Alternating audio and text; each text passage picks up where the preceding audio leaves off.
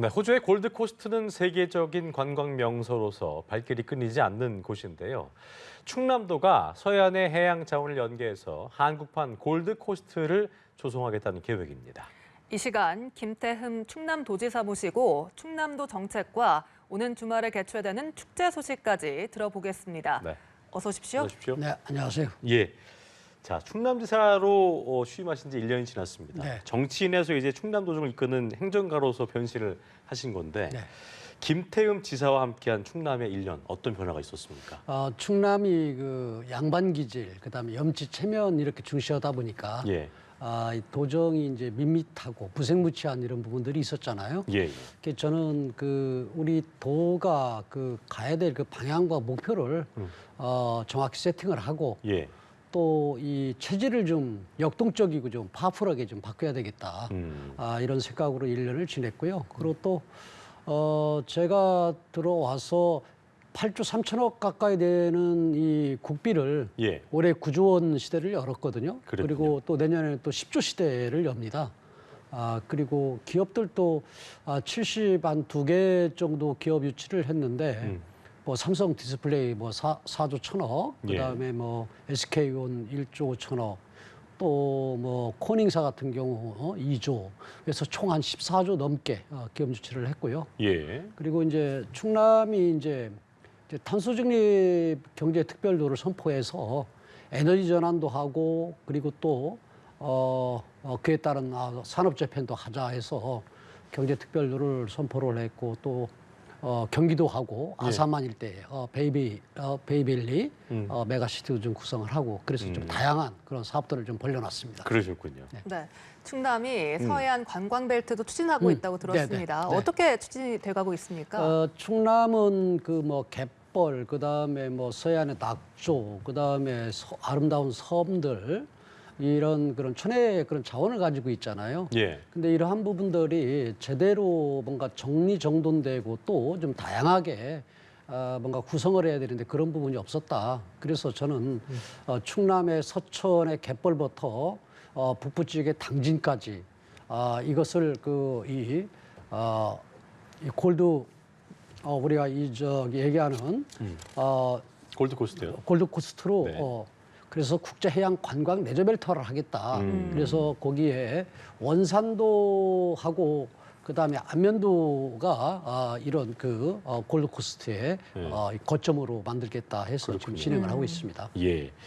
그리고 또 이제 충남이 석탄 화력 발전 폐지 지역을 지원하는 특별법을 추진하고 있다고 들었습니다. 네. 어떤 의미가 있겠습니까?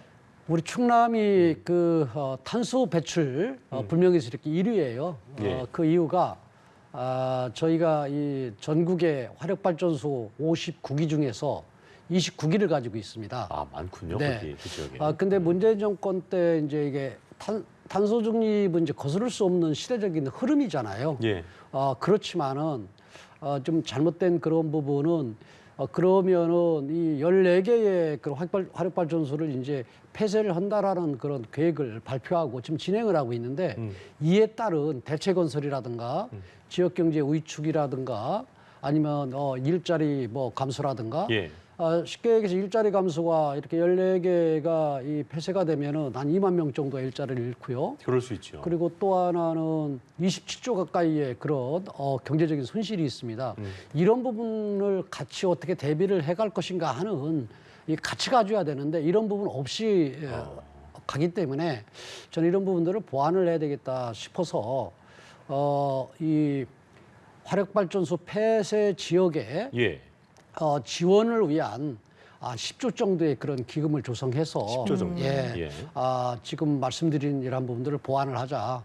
사실은 독일 같은 경우도 이제 화력발전소를 폐쇄를 하면서 이 네. 폐쇄 지역에 한 50조 가까이의 그런 기금을 조성해서 지금 추진을 하고 있거든요. 그렇군요. 그리고 또 우리나라 같은 경우도 과거에 기억하실지 모르겠는데 이 석탄 이제 폐광 지역 그 함유화 조치가 있었잖아요. 그래서 그걸 지원하기 위해서 2조 3천억 정도가 소유가 됐는데 그런 예 중에 하나가 이제 강원랜드라든가 이제 이런 부분들이 이제 그런 조치로 이루어졌잖아요. 그래서 저도 우리 충남도 뭐 전국에 또 화력발전소가 또 분포되어 있잖아요. 그렇죠. 그래서 이러한 부분들을 대비하고 준비하면서 가자. 그래서 일자리 전환이라든가 아니면 지역 경제 위축되는 부분 보완이라든가 아니면 지역 경제를 위해서 새로운 그런 대체 산업 건설이라든가 예. 이런 부분들을 준비하자. 그래서 지금 국회에 법이 지금 제출되어 있는데요. 올 연말까지는 아마 통과되리라 이렇게 예측을 하고 있습니다. 그렇군요. 네. 네, 또 수도권 공공기관 유치와 살기 좋은 이 신도시, 내포 신도시를 만들기 위해서는 좀 어떤 노력들을 하고 계십니까? 예, 내포 신도시가 만들어지면서 이 도청이 이전하고 한 게 10년 됐거든요. 예. 그럼에도 불구하고 인구 10만 명 이상을 10년 안에 만들겠다고 하는데 지금 한 3만 5천 정도예요. 민선 7기 때 보니까 한 5천 명 정도 늘었는데 제가 1년 동안 5천 명 정도 늘었어요. 많이 그럼에도 늘었군요. 불구하고 예. 이렇게 됐는데 가장 큰 문제는 이제 기업 유치라든가 이런 부분들을 통해서 일자리를 만들어주는 부분하고 정착할 수 있게. 예, 그렇죠. 또 하나는 이제 제대로 정착하려면 이제 정주 여건이 제대로 이루어져야 되잖아요. 그렇죠. 예. 근데 저희 공공기관 그 국가에서 이전 문제는 1차에 그 노무현 정권 때 10군데가 선정되고 거기는 지금 10개 내지 15개의 공공기관들이 이전됐어요. 예. 근데 저희는 혁신도시로 지정이 된 게 2020년도이기 때문에 3년밖에 안 돼요.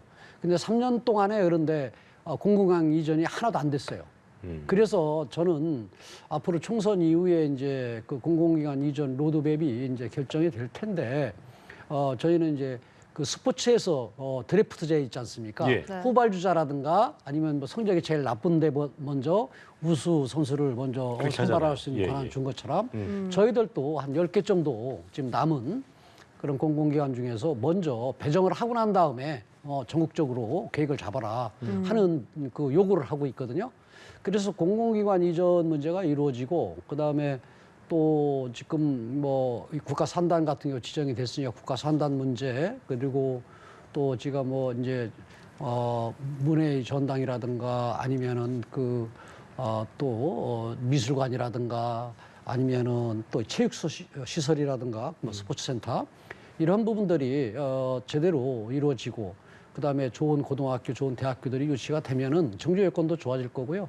그리고 국립병원도 제 임기 내에 개원을 할 수 있도록 지금 진행을 하고 있고요. 그렇군요. 네. 이 전 세계적으로 이제 기후 변화도 그렇고 그에 따른 식량 위기 같은 것들이 부각되면서 농업이 다시 좀 중요시 되고 네네네. 있잖아요. 지사께서 그 농업의 구조와 시스템의 변화를 이끌겠다라고 포부를 밝히신 걸로 알고 있는데 구체적으로 어떤 계획을 갖고 계신지 들어보겠습니다. 농업과 농촌의 발전 없이는 진정한 선진국으로 진입을 할 수가 없거든요. 예. 근데 우리나라의 지금의 농업 농촌의 그런 환경 그 상황을 보면은 지금 고령화돼 있죠. 예. 젊은 사람들이 없잖아요. 그리고 또 소득적인 그런 측면에서도 낙후됐죠. 그리고 지금 말씀하시는 앞으로 또 기후 변화 속에서 어떻게 그렇습니다. 대응을 할 것인가. 그러다 보니까 이제 인구 소멸 지역으로 이제 분류가 되죠.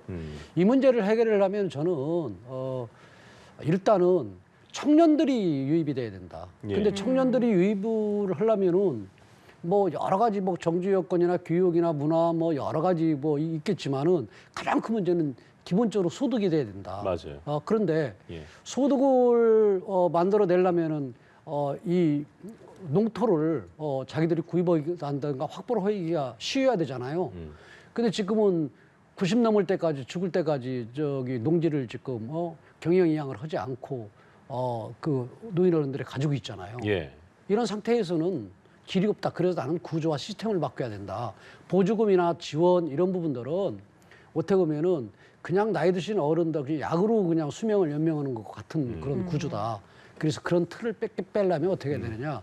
첫째는 나이 드신 어른들이 경영 이양을 할 수 있게. 예. 그러려면은 이제 지금 직불금제를 이제 도입한다고 그러는데 예, 예. 제가 먼저 도입을 한 거거든요. 저는 앞으로 향후에는 은퇴를 하게 되면 연금제도 도입을 해야 된다. 그래서 그러한 나이 드신 어른들이 가지고 있던 농토를 젊은 사람들한테 제공을 해야 된다. 또 젊은 사람들한테 제공을 하더라도 지금 뭐 벼농사처럼 수도작을 뭐 하더라도 한 3만 평 가까이 쉽게 150마지 가까이가 되거든요. 이 정도가 예. 돼야 연봉 5천 정도 되거든요. 그런데 이 스마트팜이나 이런 식으로 전환을 하게 되면은 한 1,000평 정도의 농토에 600평 정도의 시설을 집어 넣으면은 연봉 5천 정도 나오거든요. 효율성이 좋군요. 그래서 교육도 쉽고 예. 효율성 좋고. 그래서 적어도 네덜란드 같은 경우는 보조금이나 직불금이 거의 없습니다. 근데 우리나라는 보조금, 직불금이 엄청나게 많잖아요.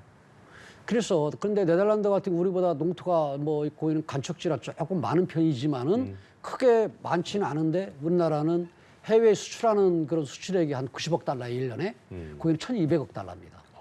10배가 넘는 거죠. 10배가 우리? 넘는 거죠. 그런 형태로 농업 구조가 바뀌어야 된다. 그래서 저는 앞으로 이 농업 농촌의 구조와 시스템 바꾸는 이러한 부분에 대해서 충남도가 좀 선두적으로 나가야 되겠다 하는 생각을 갖고 있습니다. 그렇군요. 그래서 지 임기 동안에 한 200만 평의 스마트팜 조성을 하고 한 3,000명 정도의 청년 농업인을 유입을 시키겠다 하는 게 목표입니다. 예. 네, 알겠습니다. 또 이번 주말부터 네. 축제도 열립니다. 네, 그렇습니다. 대백제전, 이게 어떤 행사입니까? 이거 꼭 홍보를 하고 가야 돼요. 네. 대백제전은 저희 공주 부여가 예. 옛날에 해상 왕국의 어떤 백제의 그런 왕도였잖아요. 그래서 1950년대 중반부터 이제 부여에서 백제 대제 뭐 이런 걸 하면서 시작을 해가지고 이제 축제 이제 문화재로 이제 바뀌어서 지금 한 70여 년 넘게 이렇게 왔는데요. 네. 2011년도에 그 저희가 대백제전을 한번 열었어요. 그 10년도구나. 그리고 이번에 13년 만에 지금 대백제전을 이루거든요. 그래서 백제 역사 문화를 저희가 재조명하고 예. 또 재현하고 또 그 시대의 그런 삶을 재조명하고 또 이를 바탕으로 해서 우리가 미래로 나아가자라는 그런 의미를 담아서 하는데요. 볼거리가 이런 게 무척 많아요. 먹거리도 맞습니까? 많고요. 예.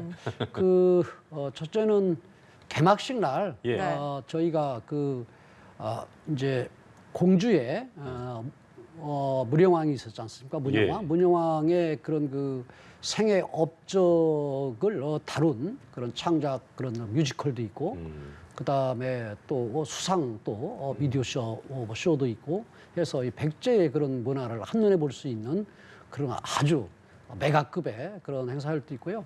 그리고 또 공주 이제 웅진 퍼레이드라 해가지고 예. 시민들이 뭐 5천 명이 넘는 거의 10,000명 가까운 분들이 이제 참여를 한 그런 퍼레이드 같은 경우가 2010년도인가요? 이제 기네스북에도 오르고 그랬거든요. 그랬군요. 그런 행사들도 있고 그래서 다양한 볼거리도 많고요. 또 예. 하나는 그 금강다리에서 예. 그 이 금강과 그 다음에 또 연미산의 그런 석양을 보면서 그 백제 이 정식도 맛보기도 하고요. 그 다음에 또 먹거리가 있군요. 예, 그리고 또 금강에 예. 그런데 또 그 달밤의 그런 야시장 뭐 이런 부분들도 있고 그래서 한 프로그램 한 70여 가지가 넘어요. 9월 다양하군요. 23일부터 예. 네. 이번 주 토요일부터 네. 10월 9일까지 예. 진행을 하거든요. 예. 그래서 이 백제의 그런 정치도 좀 느끼고 예. 그 다음에 그 다양한 볼거리도 보고